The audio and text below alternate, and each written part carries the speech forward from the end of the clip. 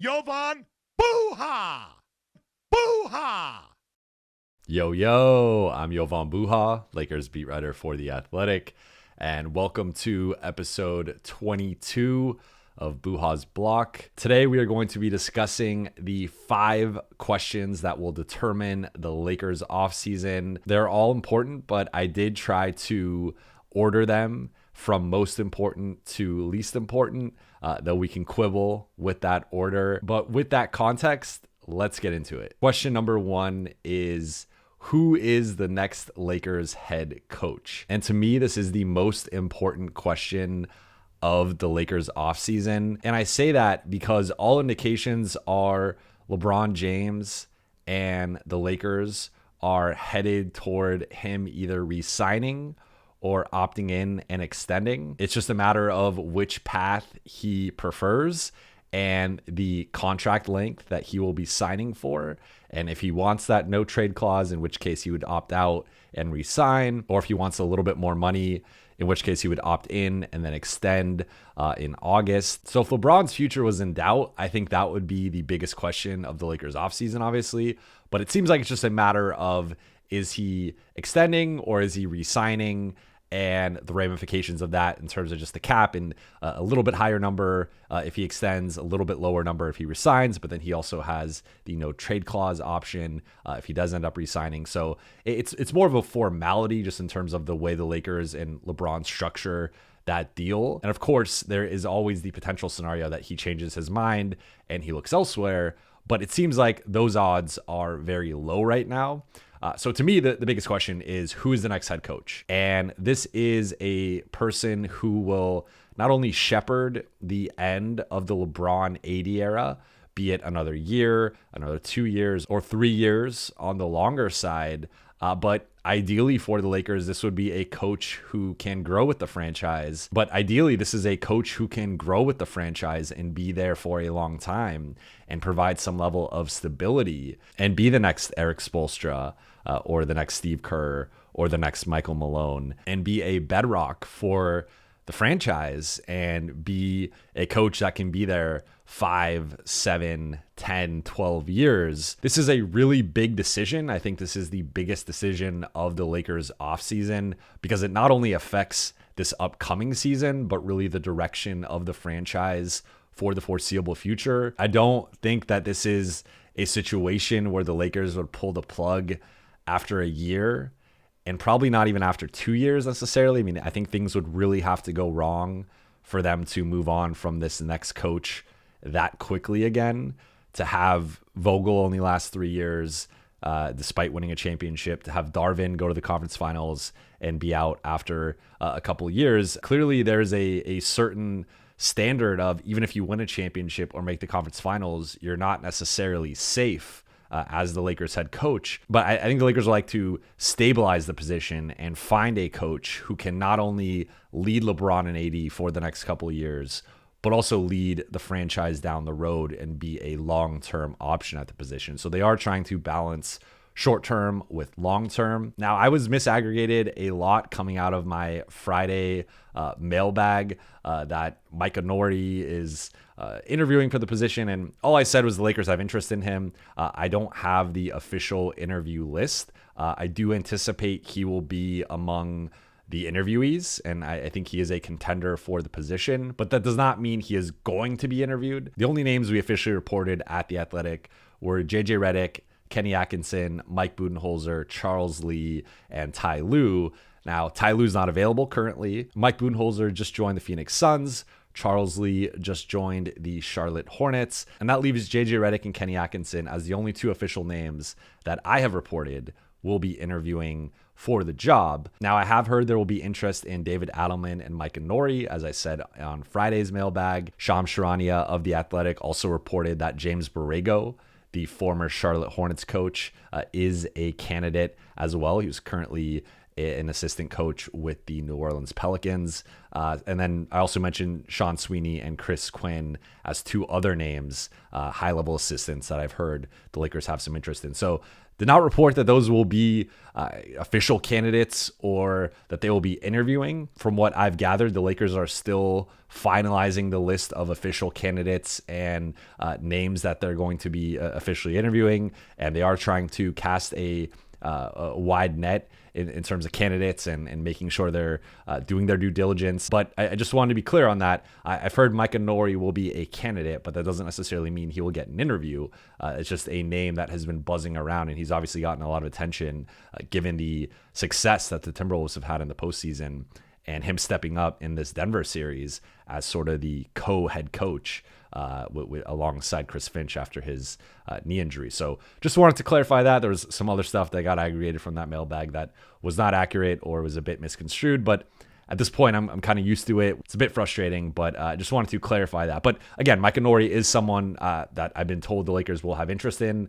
Where that interest goes, is that a phone call? Is that an official interview? Like, I'm not quite clear yet. The Lakers, I believe, will start interviews this week, but we'll see who ultimately ends up getting interviewed, who are the final 4 or 5 candidates, and what that list is. The only thing I could say on it is JJ Redick and Kenny Atkinson, I know will be on that list, and Shams reported James Borrego will also be on that list. So we have 3 of like the top 4 or 5. I would guess that it would likely be David Adelman and Micah Nori as like 4 and 5, but we shall see how that list ultimately shakes out. And one underrated part of this is that the Lakers are going to have to make a decision on their head coach and potentially a draft day trade, because the draft will be taking place before the deadline for LeBron to make a decision on his player option, which is June 29th. The draft is June 26th. So the Lakers have to hire a head coach, decide what they're going to do with their draft pick, and decide what they're going to do with Bronny James, who is looking like he's going to be remaining in the draft. So those are 3 pivotal decisions that the Lakers have to decide on before LeBron makes his decision. And of course, there will be some level of conversation between the 2 sides and some level of understanding in terms of the direction that LeBron is heading. But that could always change depending on what head coach they hire, right? And what they do with the draft pick. Do they go all in with 3 picks for a 3rd star or for a better starter or 2? Do they draft Bronny James? Do they draft him with the 55 pick? Do they buy a pick in the 2nd round and draft him? There are several items on the offseason checklist that the Lakers are going to have to check off before LeBron makes his ultimate decision.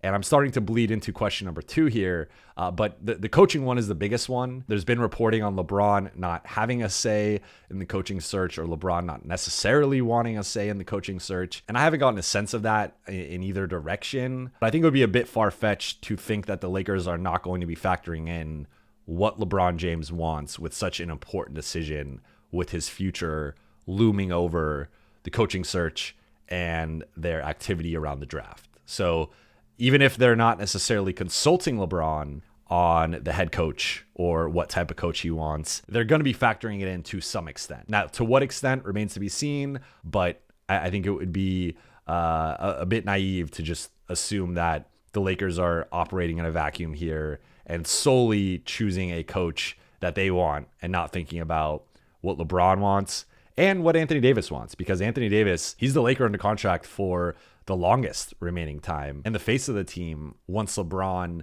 retires or leaves. So that's also going to be a factor. But this is a really big decision for the Lakers, and I think this will partly determine not only their success next season, but the success of the franchise moving forward. Question number 2 is what happens with LeBron James? And as we've reported at The Athletic, all indications are that the Lakers are willing to offer LeBron James whatever type of contract he wants. If he wants to opt out and re-sign for a year, 2 years, 3 years, they are willing to do that. If he wants to opt in and extend, they are willing to do that as well. and they're willing to do it for the maximum amount of money.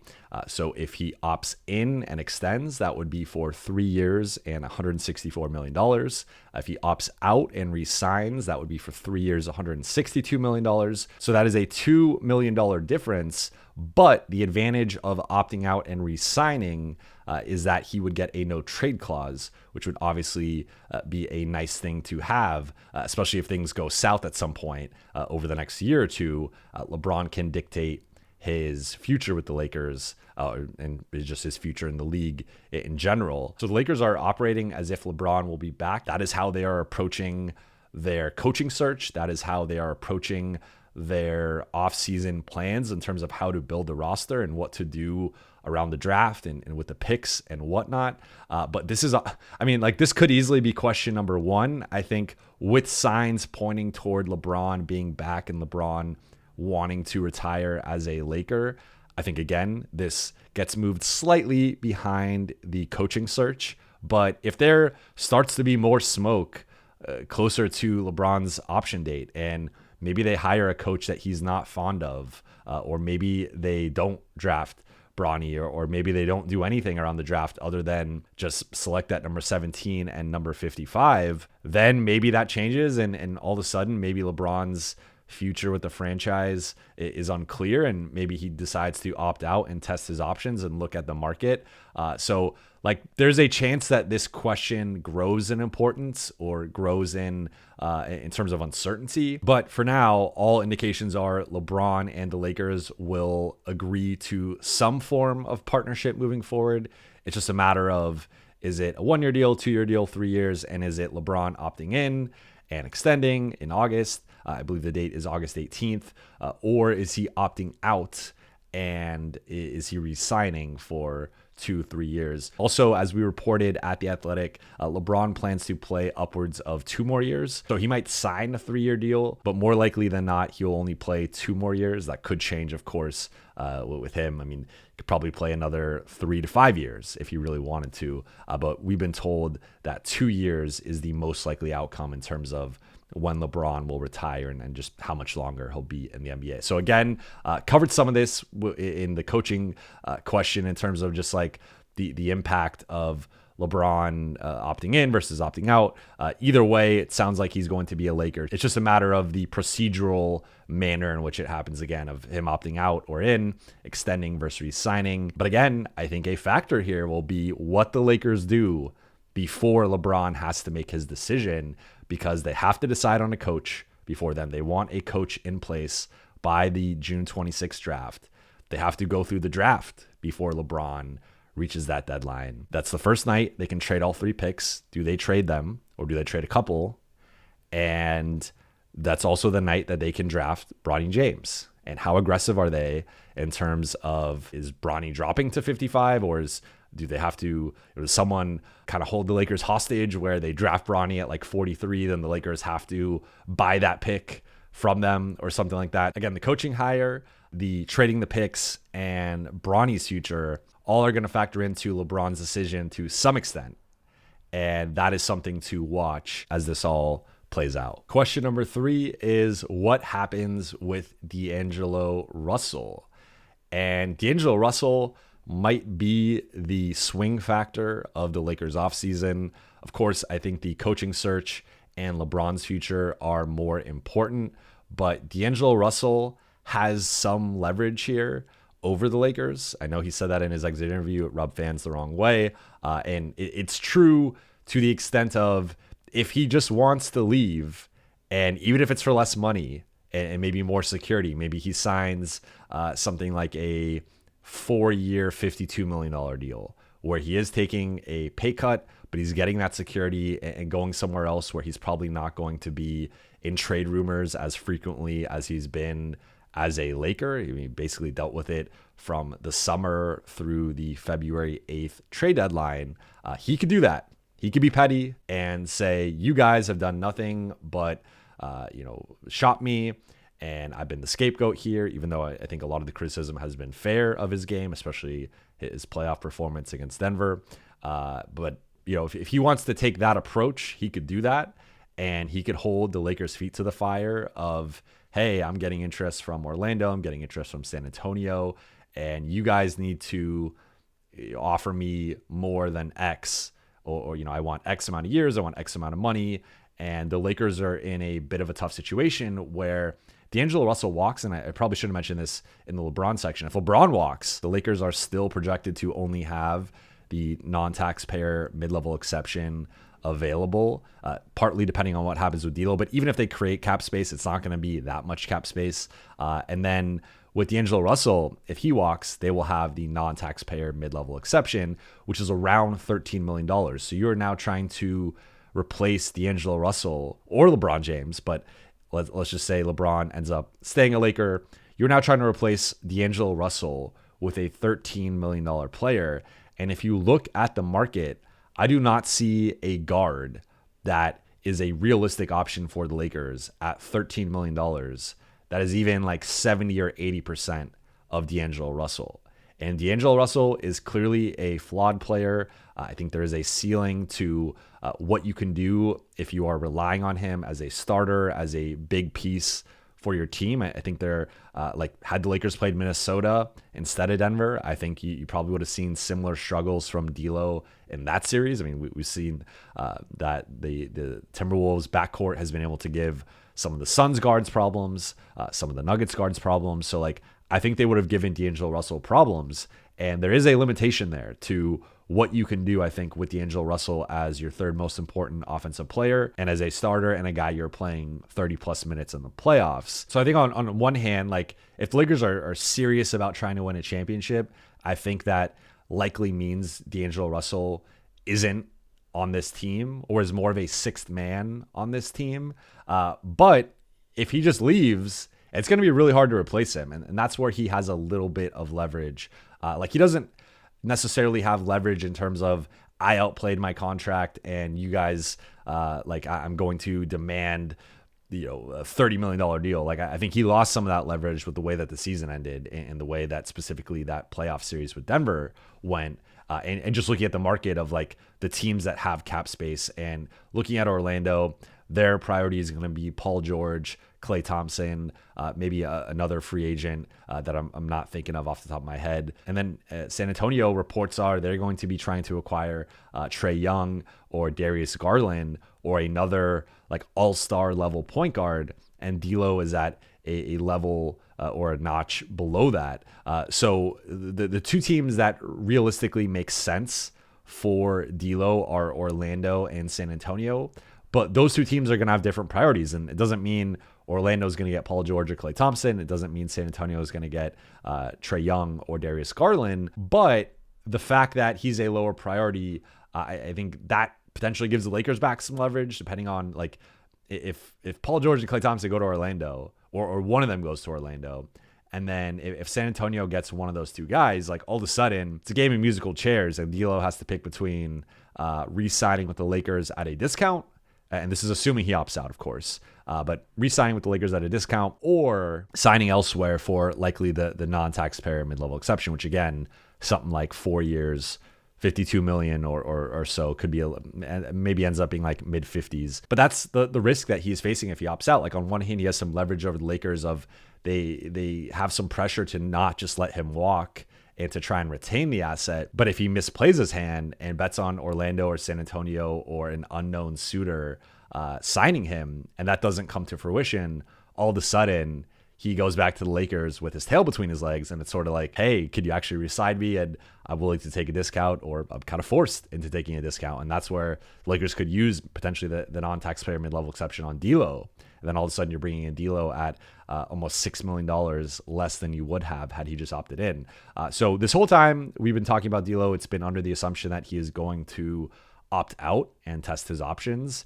That is the way things are trending. Now, if he opts in, that is a nice trade chip for the Lakers because then they could trade him and he'll be under contract for $18.7 million, but they will be able to move him this summer the second he decides on that.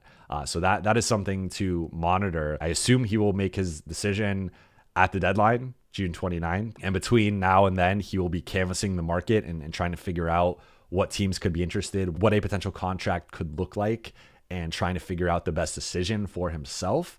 But if he opts in, It's actually a win for the Lakers because now you have him under contract. So at a minimum, you're running it back, but you could also flip him now. And depending on what you did at the draft, you might still have those picks, and you can package those picks with D'Lo as well as another contract or two for a bigger piece, be it, again, a star or a better starter or two, or you could just retain him and, make a move during the season or closer to the trade deadline. But if he opts out, that is where things get a little tricky because he can just leave if he so chooses and if he gets a better offer. And now if he does leave, the Lakers are in a position where they are trying to replace him with a non-taxpayer mid-level exception. And looking at the needs of the roster, their needs are on the wing and in the front court. So if they lose D'Lo and now they just have this non-taxpayer mid-level exception to try to upgrade a spot on the roster, you're stuck between trying to replace your starting point guard with a lower level point guard, potentially a guy who's not even a starter caliber guard, or trying to address one of these other needs, be it on the wing or backup center or another power forward or something. But then now having this gaping hole at point guard, you could try to replace it by committee. You could ramp up Austin Reeves' ball handling and offensive responsibility and creation. You could also have a bounce back performance from Gabe Vincent. Maybe he looks more like his Miami self. Or you could have some progression and development from Jalen Hood-Schifino, who, as I covered on Friday's mailbag, has looked much better in the G League. And I think the key is getting some of those skills and some of that play to translate over to the NBA level. Or you could trade for that starting point guard and you could swing big for like a Trae Young or DeJounte Murray, or you could go for a starter, but not someone who's like an all-star, all-NBA type guy. So there are a lot of different ways this can play out, but D'Lo is where things start to get interesting because this can be the pivot point of the Lakers offseason and the direction that they ultimately go in. Question number 4 is, which roster building path do the Lakers take? And specifically, do they go the 3-star build, or do they try to make a small to medium size upgrade or upgrades at a couple of positions? And the reason I have this one 4th, you could make the case for this one being a little bit higher, but I think the coaching search and LeBron and his future and D'Lo and his future will all have some level of impact on the Lakers' ability to pick one of these paths. Like, I think clearly they can go the small to medium size move regardless of what happens with the other 3 decisions. But in terms of trading for a 3rd star, it partly depends on the coach. If you're the Lakers, you're going to be optimistic that you pick the right coach and that this person can coach 3 stars. They can coach more a deeper team, a better, like they can coach under any circumstance. So maybe the coaching one is, let's put that one to the side. But LeBron has been a proponent for the 3-star model. He was a proponent for it with the Russell Westbrook trade, has since been a proponent for it, wanting the Lakers to trade for Kyrie Irving or Zach LaVine or DeJounte Murray all over the last year and a half or so.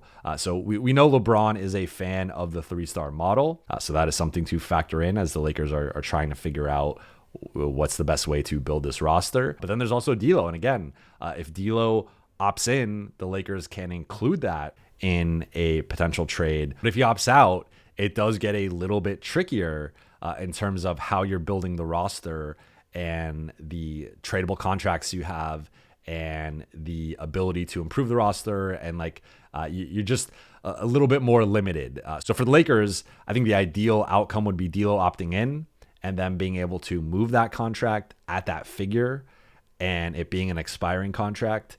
And then there's potentially a scenario where you could keep Austin Reeves and acquire a 3rd star or at least make a couple of significant upgrades, trading D'Lo and maybe Vando or Gabe or Rui. Like those are really the tradable contracts are Austin, D'Lo, Rui, Vando, and Gabe. The Lakers are going to try to keep Austin Reeves. That is also going to be the player that every franchise asks for because he is the best and the most valuable contract of all of those guys. So that's going to be a pivot point in and of itself in terms of like, what is the Lakers' appetite to move Austin Reeves? And as I've reported multiple times, I've heard the Lakers do not want to trade Austin Reeves. They love Austin Reeves. But if there was a scenario in which they would consider trading him, it would have to be for a bona fide all-star, an all-NBA caliber guy. So that will be put to the test this offseason, depending on which direction the Lakers go. But really, it's choosing between the 3-star model. And I think if we're talking Trae Young, if we're talking DeJounte Murray, Donovan Mitchell, I think all 3 of those guys are better than the state that Russell Westbrook was in when the Lakers acquired him. I think they're all better fits than Russell Westbrook. So I know that the Russell Westbrook trade is a cautionary tale. It is a disaster. It is a colossal mistake that the Lakers are still paying for. There have been numerous ripple effects from that trade, but I think any of the guys that they're looking at are better players and better fits than Russell Westbrook and would complement LeBron and AD better than Russ did. So if they do want to go down that road, I think there are some pros to going down that road. I still believe in the 3-star model. I might be in the minority, but I think if you have 2 guys at the level of LeBron and AD, 2 top 10, top 12 guys, and then you bring in a guy who can complement them with a level of playmaking and shooting and passing and ball handling and like just some of the things that like basically doing some of the things that D'Lo has done just at a higher level, that is where I think this group can really raise their ceiling. Of course, it comes down to the cost and what you're giving up. But then the counter is, do you try and upgrade the D'Lo and Rui spots? And do you try and bring in maybe a more stable 3-and-D wing, a guy who can shoot 37 to 40% on threes, has good positional size, and then also can defend multiple positions, at least defend at a higher level than Rui Hachimura. And at the point guard spot, can you bring in a guy who's more consistent than D'Lo? Or again, do you go in a different direction at the spot and maybe you increase Austin Reeves' responsibility? Maybe you start Gabe Vincent. You're running the offense through Austin and LeBron. And then off the bench, maybe you sign a vet minimum point guard, and you hope that guy can be a decent backup until Jalen Hood-Schifino develops into being a potential backup. And maybe you bring back Spencer Dinwiddie, right? Like there are different ways the Lakers can kind of plug the position. And I think having Austin and LeBron and AD gives them some level of just offensive baseline, ball handling, passing, just structure to the offense, of course. Like, I mean, if D'Lo leaves and they don't replace him with a high-level point guard, I don't think it's the end of the world. I think it is a blow to the offense, to be clear. So a lot of different ways the Lakers can go with this, but I think, again, each one is going to kind of lead into it in terms of the type of coach they hire, but more specifically, what happens with LeBron, what does he want, and then what happens with D'Lo. And that will have some sort of influence on whether the Lakers go the 3-star build or whether they go for an upgrade on the wing or in the front court or potentially even in the back court, depending on how they use their picks. Which brings me to question number 5, which is, how do the Lakers use their picks? So draft night, June 26th, will be the first time that the Lakers can use all 3 of their draft picks. And as of this recording, the Lakers don't yet know whether they will have their 2024 pick or their 2025 pick. New Orleans has the choice between the 2, but all indications are New Orleans will defer and choose the 2025 pick, meaning the Lakers will have the number 17 selection in the 2024 draft, which means as of draft night, they will be able to trade the 2024 pick, the 2029 pick, and the 2031 pick. For those keeping track at home, they will technically still have their 2026 and 2028 picks, but they will not be able to trade those because the Pelicans will have their 2025 pick and the Utah Jazz will have their 2027 pick. And due to the Ted Stepien rule, it's a little bit complicated, but essentially the Lakers can't trade the 2026 and 2028 picks because the Pelicans have their 2025 pick and the Jazz have their 2027 pick. But putting that aside, just remember 2024, 2029, 2031. Those are the 3 picks they can send out on draft night. And these are 3 really valuable assets. The number 17 pick in this 2024 draft, it's not a great pick because this is not a great draft. It's supposed to have solid depth, but not a lot of that top end star power, although it's been compared to the 2013 draft. And if you remember in that draft, Giannis went 15th, Rudy Gobert went in the late 20s. So there's always gems and all-stars and all-NBA guys you can find in the middle to late portions of a draft. It's just a crapshoot, though the Lakers have a good track record of finding pretty good players later in the draft. But even so, that pick will have some level of value. A top 20 pick will always have value, even in a weaker draft. But really looking at 2029 and 2031, LeBron James will theoretically be out of the NBA in 2029 and 2031. And Anthony Davis will be 36 in 2029 and 38 in 2031. So if you are acquiring those two picks, you are betting against the Lakers' longer-term success this decade and their ability to reload with another star or two, and just what the state of the franchise will look like at the end of the 2020s leading into the 2030s. So those two picks have a lot of value.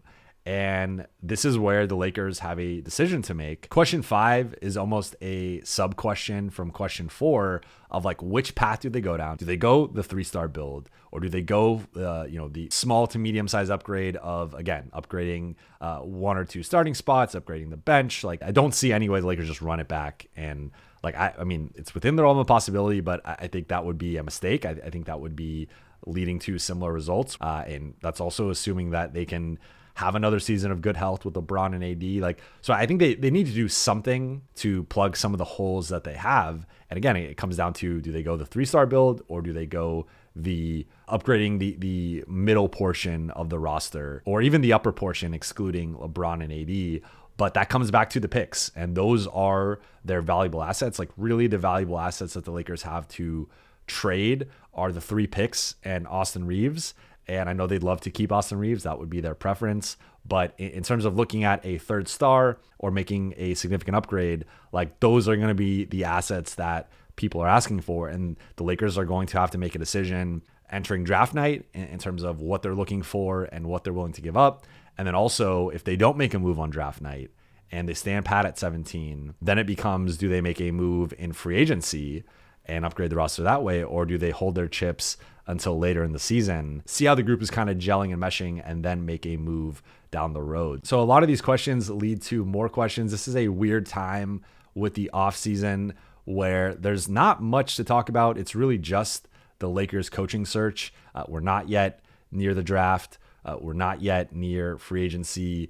We still got a good 6 or so weeks, 6 to 7 weeks for some of those things to play out. So I will be monitoring and reporting on all of that over the next couple months on both The Athletic and here on my YouTube channel and on the Buha's Block podcast. So stay tuned. I will be reporting and reacting to everything as it is unfolding. But I just wanted to lay out the 5 most important and interesting questions and topics for the Lakers offseason, the 5 things that I think, when we're talking about how the offseason went in August and September, we're going to be specifically discussing and breaking down these 5 questions and how they all unfolded and how that shaped the 2024-25 Lakers entering training camp and entering the season. But that'll do it for today's episode. Thank you so much for watching and listening. For those on YouTube, please be sure to subscribe, hit that notification bell, and drop a comment and a like if you enjoyed this video. And for those listening on Spotify, Apple Podcasts, and your podcast platform of choice, please be sure to follow, download, and leave a 5-star review if you enjoyed this episode and or this podcast. I'll be back later in the week with episode 23. I will talk to you then.